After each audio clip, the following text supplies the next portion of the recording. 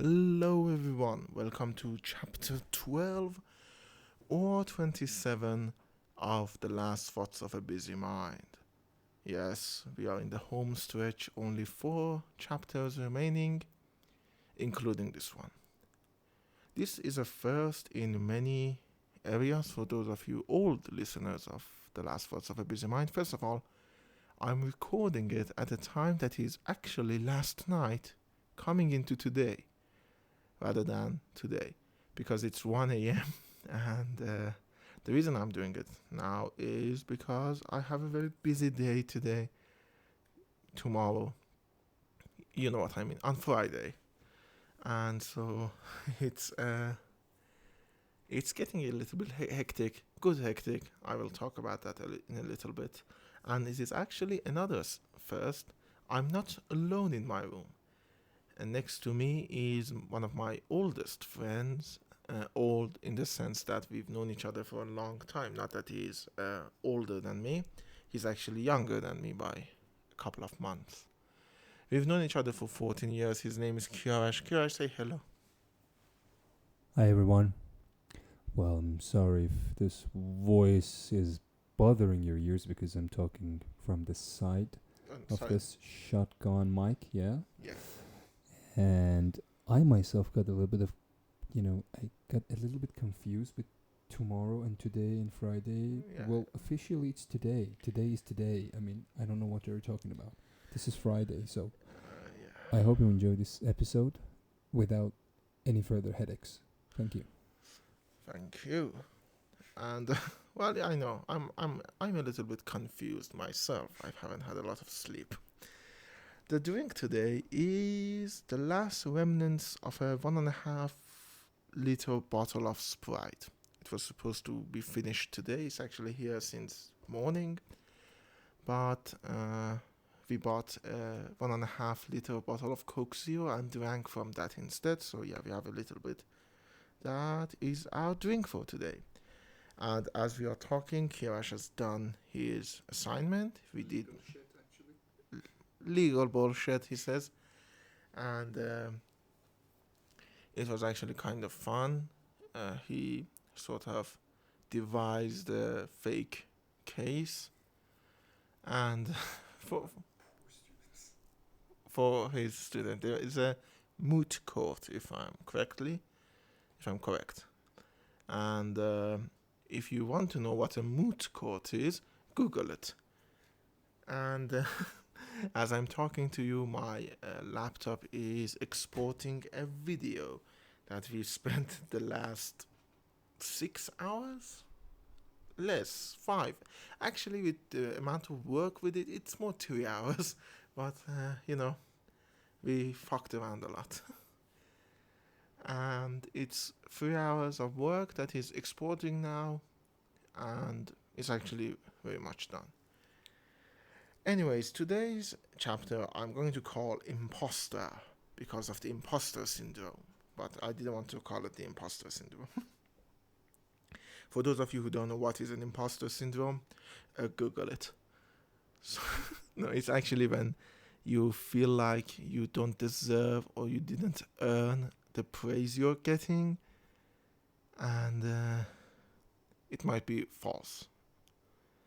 So, another reason this sort of brings a lot of sadness is this week we lost a great screenwriter, a fantastic storyteller, Jean-Claude Carrière. Kiarash actually studies French. Kiarash says that name. Jean-Claude Carrière. Yeah, that's what, my French is actually sexier. There is a little bit of an uncomfortableness here. I can't tell you why now, but maybe next season we do the episode I wanted to do last week on sexuality, and you will know why there is a little bit of tension here.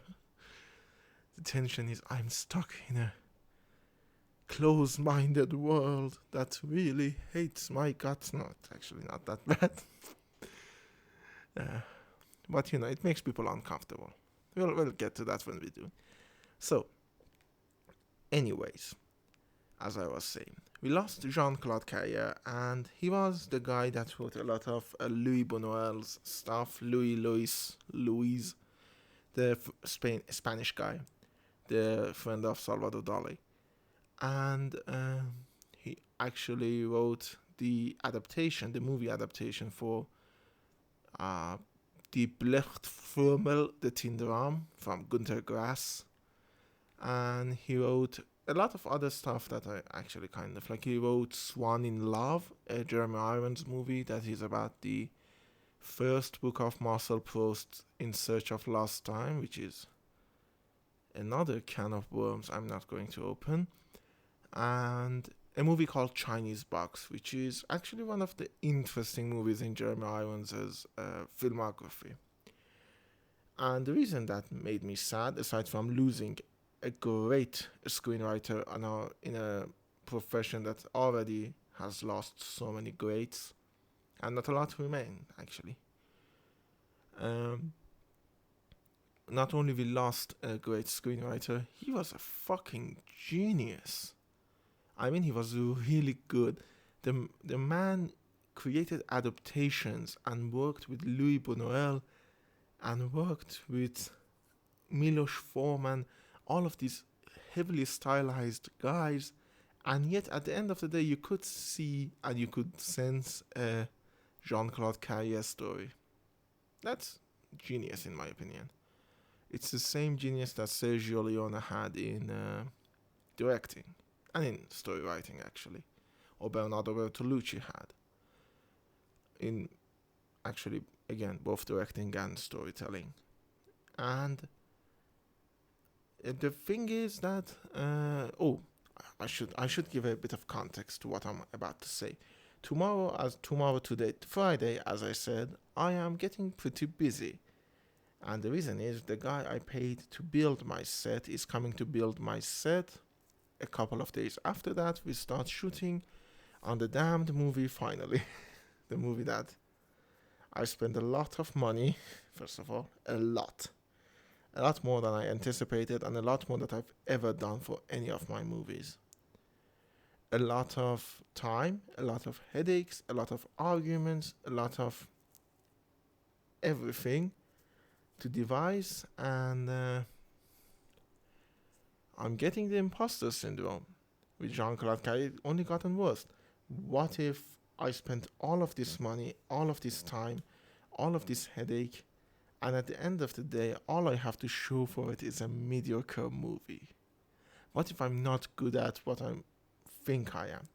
To be honest, I don't have a lot of confidence in myself in many areas. In my looks, in my voice, actually, in how I behave, in my personality, all of that. I don't have a lot of confidence in that. And the motherfucker is rolling his eyes at me. Fuck you. Kiarash is looking at me. And but there is one place where I have a lot of confidence, and it is my cinematic knowledge, my knowledge of movies, storytelling, and movie making, and just creating good shit. And the problem is, again, what if I'm wrong? I know enough, and I've seen enough, and I've read enough to know what a good movie is, but what if I am blind to it when I am trying to make it myself? I spend my time so easily disregard problems in other people's movies. What if I disregard my own movie's problems more than everyone, and at the end of the day I have nothing? It's a sad thought, and again, Jean-Claude Carrière dying meant, what if I will never become as good as Jean-Claude Carrière? Now, again, I don't want to be like Jean-Claude Carrière. He's French. I don't like French.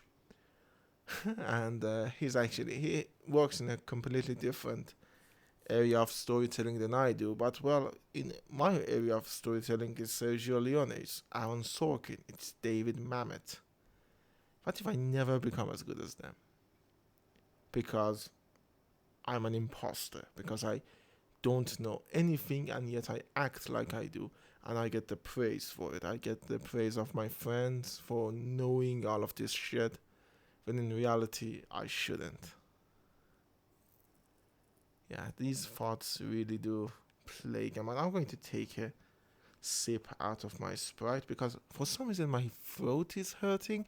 It's not COVID, it's actually because there's a fan blowing in my room because I get hot easily.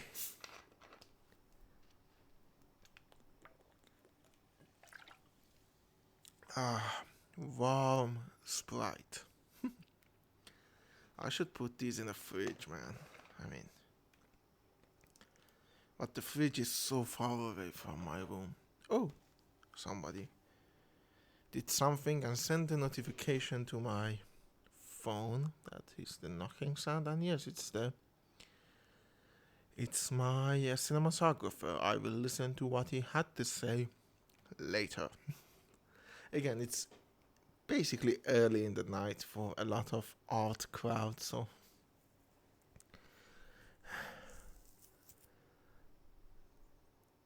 tomorrow we'll build a set 99%. Then after a couple of days we'll start shooting.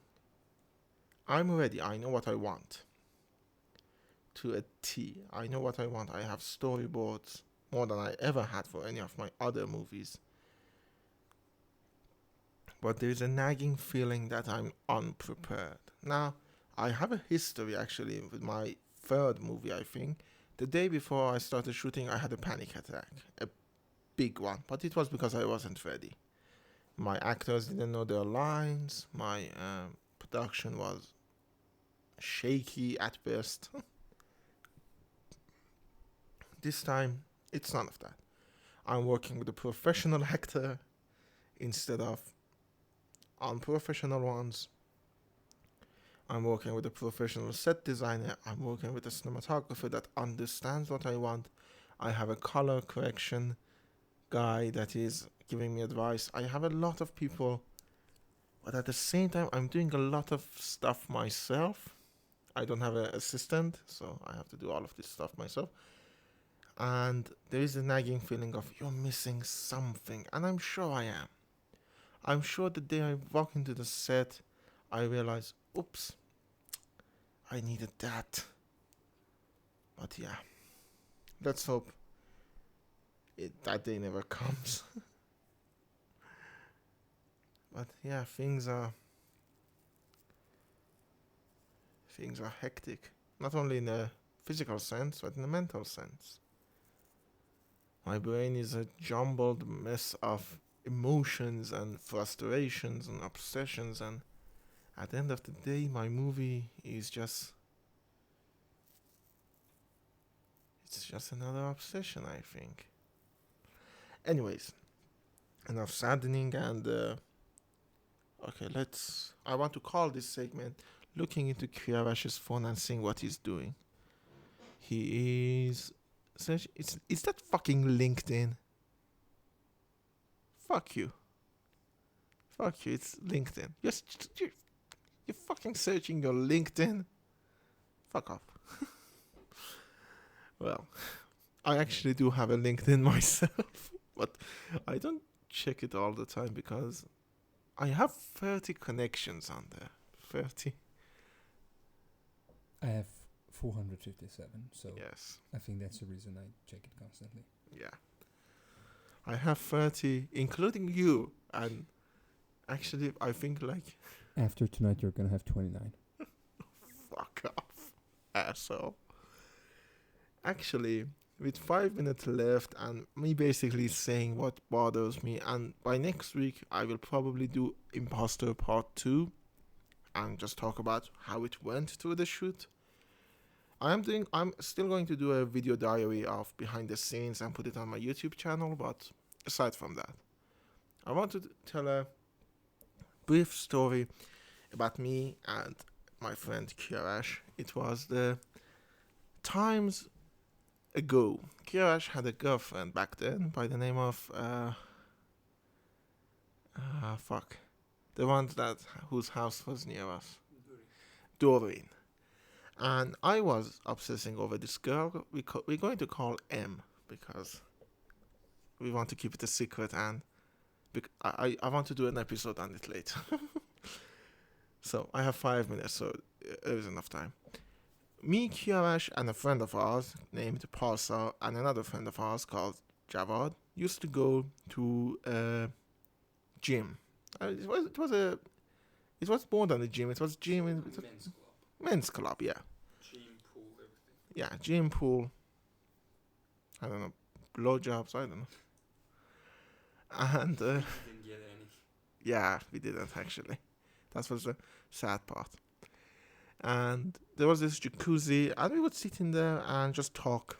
And while we were in there, Doreen had this habit of really trying to take Kiarash away from me and Parsa. So I asked if Doreen asks you and says, Kiarash, I don't like Ali or Parsa. Will you cut us off? And he said, no, I will sit her down and I will talk to her and make her realize that my friends are an important part of my life and I need you don't have to meet them, but you need to realize that I cannot let them go. And we all said, well, wow. Well done, Mr. Salihi. It's his last name. You can find him at k_arash.salihi on Instagram. If you want to. That one listener of me that listens to this podcast, go and follow Kiarash on Instagram. And I said, and then Kiarash said, well, Ali, how if M asks you that I don't like Kiarash, what is your response? And I said, I tell her, I don't know any Kiarash. Apparently. So yeah, it's a question of why my friends don't really trust me. It's because I say shit like this. And yeah. God, that fucking thing ended horribly. It's at least good that you're self-aware. Yeah, I am actually very self-aware. That whole thing fucked up miserably. Both my end with M and both his end with Dory. Hopefully for me. Yeah. I mean, it was fucked up. Come on. Yeah, so much. He's actually dating another girl named Pavia, whose house is apparently not near our house. We can announce the big news on your WhatsApp. Yeah. On your WhatsApp. Podcast. It's a What is podcast. Podcast. Yes, WhatsApp is a shitty app. Yeah, it's around 2 a.m. Just Yeah. consider our situation. Do you want to announce it here? Well, it's not somehow a big announcement, but we are going to be engaged very soon. Yeah. She knows it somehow, but not about the date, so here could be the first place to them announcing it officially. That is nice. If it happens, I will announce it here, and then I will talk behind their back a long time, because I know they're not going to listen to this shit. And, we have a minute and a half left. It was a good episode. I really like this one. The last episode was sort of haphazardly because I was really in the mood for hobbies, but this one I actually feel like I've said what I wanted to say, and I said some funny stuff along the way. So yeah. So if you are listening to this, Pavia, congratulations. I doubt will she? I don't think so. Send her a link. That could be nice. But Yeah. the fact that you just narrated the story with me and my ex, I think it's not going to make it. Well, I actually told her that story in person. She already knows it. Yeah. And if you remember, she was really mad at me because I kept going back to this. I said, Kiarash and Dorian. I said, why are you keep saying it? Because I need to go back and start from the beginning. Still, you want me to send the link? Yeah. Very good. So,